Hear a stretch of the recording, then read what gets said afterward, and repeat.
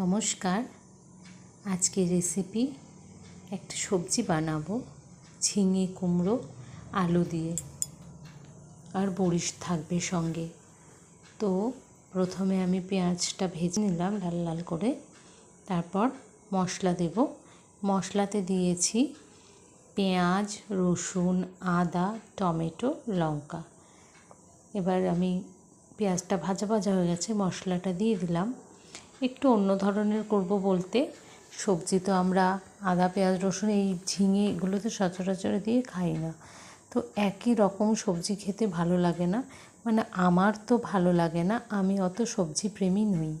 তো আমি নানান রকম ঘুরিয়ে ফিরিয়ে রান্না করার চেষ্টা করি যাতে সবজিটা আমি খেতে পারি।